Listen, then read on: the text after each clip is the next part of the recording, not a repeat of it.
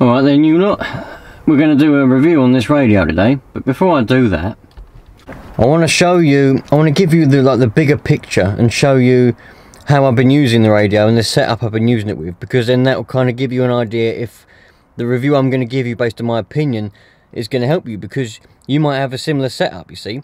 So I'm inside a van, and the antenna I'm using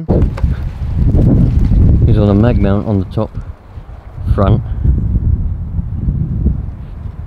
like that. And as you can see, it's just in the van there, just sitting there like that, you know, just normal. I haven't installed it anywhere, it's just sitting there like that, so I take it out after every time I use it.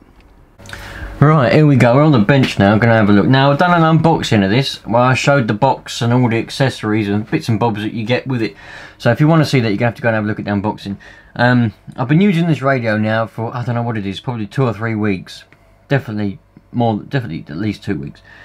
I had it on pre-order from ThunderPole.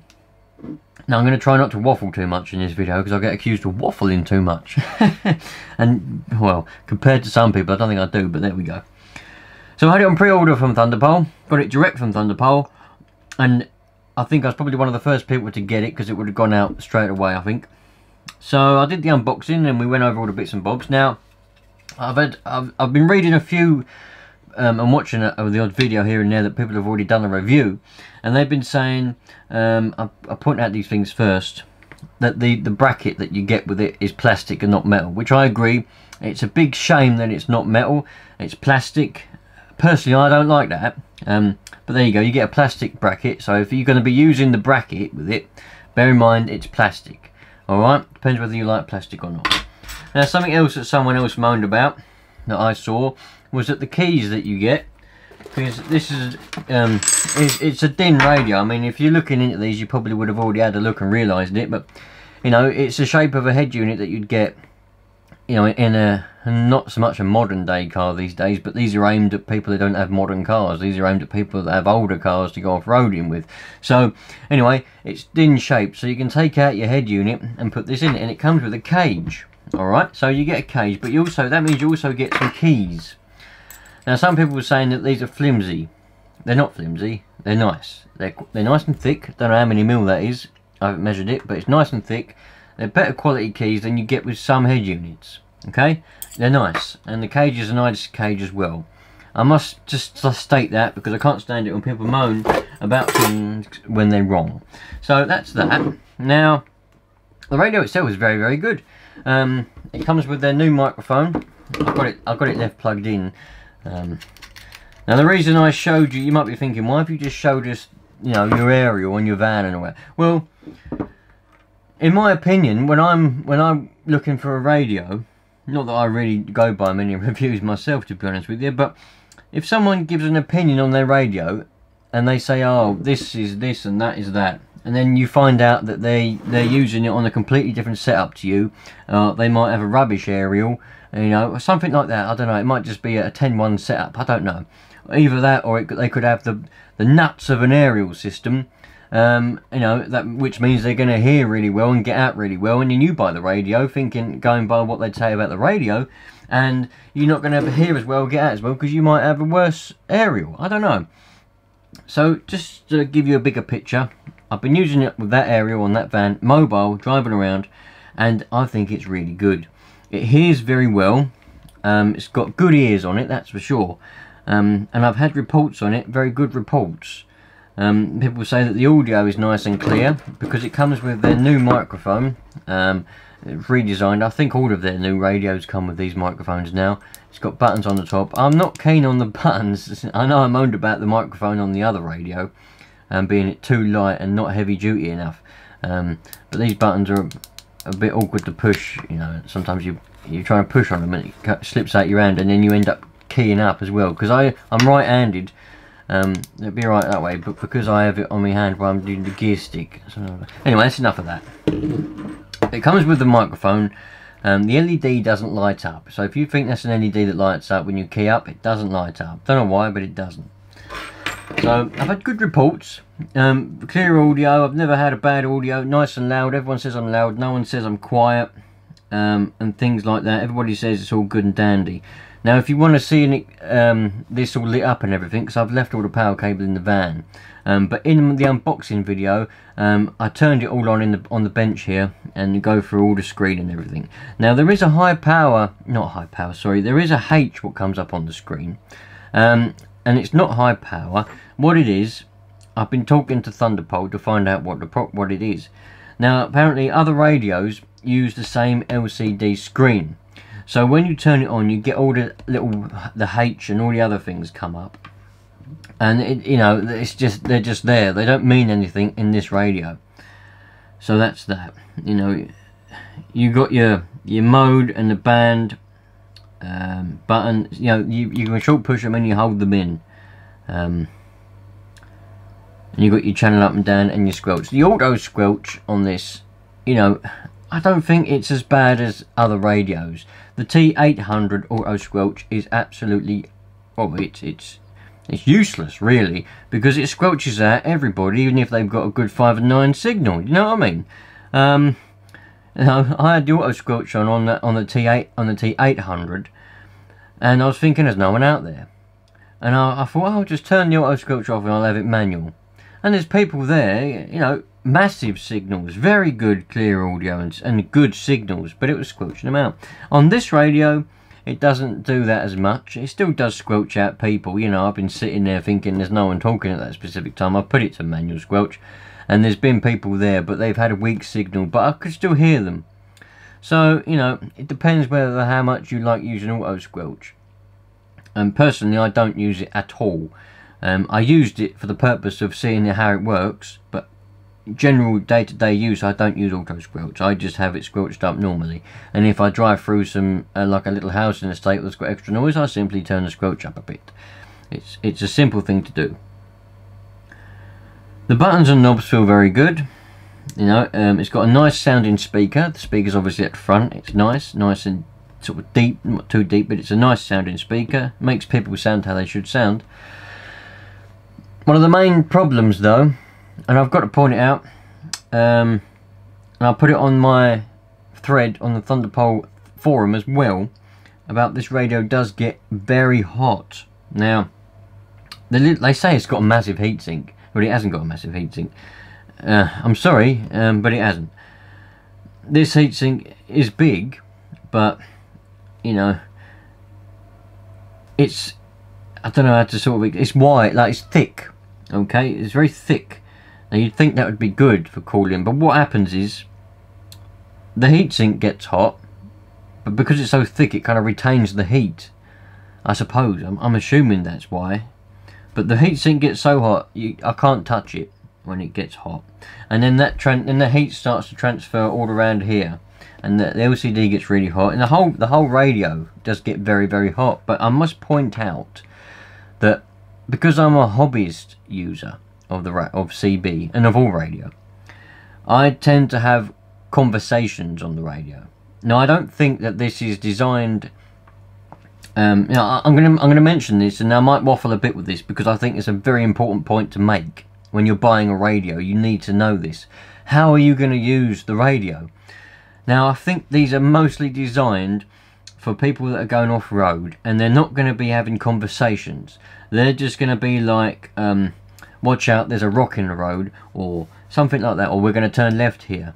Just something that's not there for short overs and not long conversations. So when I'm out and about mobile, I might be sitting in the car park and I might be having conversations with somebody, usually friends, because around here I can talk to people 20 miles away, no problem at all. The longest contact I had on this while I was mobile was in Hastings, which I believe is probably about 60 miles away, and I was on straight the 4 watts from the radio, and I was giving him 5 and 8, I think he said it was, but the skip could have been up. Anyway, it's important to know how the radio is going to perform for your style of use. Okay, so my style of use is long conversations, because that's how I use the radio, to talk to people, obviously. But I mean conversation wise. So I probably have overs that are anything from sort of 5 to 10 seconds all the way up to perhaps 30 seconds long, maybe even a minute in some cases. Probably not. Probably more likely to be 30 seconds maximum, I would say. But I have conversations, so I don't think it's designed for that. Okay, I'm probably abusing the radio quite a lot by having overs that long. But having said that, you know, they advertise it with a big heatsink, which the way I've got the radio sitting, it sits sort of, as you saw, it sits on the top there. If you was to have this mounted in the you know, like in your dashboard, you'd have, that would all be covered, wouldn't it? You'd have walls all around it, and behind it here would just be wires and, you know, whatever else you've got behind the dash. So I think I've probably got more airflow around it where it just sits inside my little dash there. There's airflow going around the top of it, you know, and it doesn't touch the back of the thing. I make sure there's a gap between the back, you know. So I think there's more airflow, to be honest with you. But, you know, I think it's all for what it's designed for. It's not designed for having conversations. So make of that, of what I just said, you know, think of it as you will. But if you're gonna, if you're the type of person like me that has actual conversations on the radio, perhaps if you're driving or even when you're parked or doing whatever, if you like to have conversations with people for sort of half an hour at a time, doing overs of 30 seconds long, perhaps this isn't the radio for you. You know, because it might get too hot and it might die. One person said to me that when it got hot, the signal went a bit weak, but the meter was still saying it was doing 4 watts, so it didn't drop in power. But then as it cooled down, it got better again. So I don't know, make that what you will. But I do think it's a good radio. It's definitely got some weight to it. Like I said, if you want to see it all working, and you've got different colours on the screen and everything, if you want to see that all working, there'll be a link to the unboxing video where I unboxed it, and I done a quick walkthrough of the menu and everything, just to see what it done, because I didn't know either, you see. The instruction manual is good, by the way, relatively good. You know, it tells you it tells you the basics of how to set it up and do all that kind of stuff. You know, it doesn't go in depth. I must point out, because it has all the mids and everything in it, and it has all the Russian channels and all that, it does actually go into the 10-meter band. So, although it's not a sideband radio, it's only AM and FM, you can actually talk on the 10 meters, as long as you've got your license, obviously, of some description. So it does actually go into some parts of the 10 meters, you know, it'll go all the way up to 30 megs. But obviously, because you've got your channels, but it's not marketed as that, but because it does all them, it's got the banks of channels, obviously, so it'll go all the way up to 30 megs. So yeah, I think it's a good radio. It's not a bad radio at all. Obviously, I don't know if I've already pointed it out, but you've got your antenna there. You've got your power, you've got an external speaker as well, so you can have an external speaker if you need an external speaker. Oh yeah, don't forget, I forget what that's for. I think one's for some sort of other microphone or something on there. There is a blank over another thing there that says mic. Now I don't know what that's all about. Why you would need, if you take it off, you can just see the board behind it. So there's nothing there. That's just a blank. Now what that's all about, I don't know. That's a bit strange. So I've got a feeling, and what happens is, I don't think this is ThunderPole's, like, I don't think they've designed this entirely themselves, to tell you the truth. I think they've borrowed, they've used a case from a different radio, of some description. It's probably clone radio. This might even be a clone, I don't know, of a different radio, and just branded ThunderPole. I really don't know. But for some reason there's a blank there with mic on it, so for some reason you can stick a mic in the back, but they've blanked it off and there's no connection in there. The power cable that they've decided to use, I suppose, is a good in a way, because you can just push that and take it off. I like the power cables that are detachable. Why they went for that design, I don't know, but it's not bad. Someone that I was watching a video of, they moaned about that and said it was horrible, a horrible thing, but it's not horrible. It's a power cable. You plug it in and that's the job done, okay? So very nice. Yeah, no, I like the radio. Okay, I do like it. It's, like I said, it's heavy. If you're going to use it for long conversations, it's not any good. But what else can you really say about a CB radio, you know? I would recommend it. I do think it's good, and it's £99 if you buy it direct from ThunderPole. I don't know whether it's going to be higher from other shops who want to make some profit off of it or whatever, I don't know. But if you buy it direct from ThunderPole on the ThunderPole website, and I'll put a link in the description, it's £99, and you can get it as like a pack where you get the radio with an antenna as well. But I didn't get that. I don't know. I think you can probably choose. But yeah, it's just a shame that the bracket isn't metal. They decided to go with plastic for some reason. So if you are going to use the bracket, but they probably skimped on the bracket and made it plastic because they primarily designed it, like I keep saying, to go in a car. You know, they've designed it to go in a car, haven't they? That's why they give you a cage and everything. They've designed it to go in place of your head unit. So they thought, well, we've designed it like that. We're going to give them a bracket anyway, but we're going to give them a cheap one because no one's probably going to use it. So just bear that in mind. But you probably could use a bracket from a different radio. If you've got a bracket from another radio that's metal, a metal bracket, you know, you could it'd probably fit. I don't know, but you know, it'd be alright, it'd work. It's just plastic, and I think that's a bit of a letdown, but there you go. So, I don't really know what else to say about a CB radio, apart from I do like it.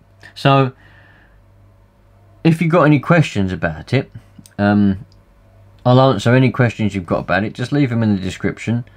Like I've already told you, I'd done an unboxing video of it, and that's when I turned it on and we went through it. And I just had a look. You can change the screens and everything. Everything's good. It didn't come with a screen protector on it for some reason. Maybe they, you know, I don't know why they didn't put a screen protector on it, because I like to keep those on myself. But you know, the buttons are nice. Everything, it's all right for the price. But these days, the trouble is, you know, things ain't made to last anymore. But I reckon this will be around for some years to come. You know, made out of metal and things. So yeah, that's my review of this radio. That is pretty much everything I've got to say about it. So thanks for watching.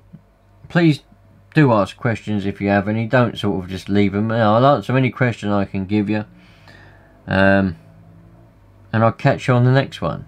Link's going to be in the description for the unboxing video. Take care, everyone.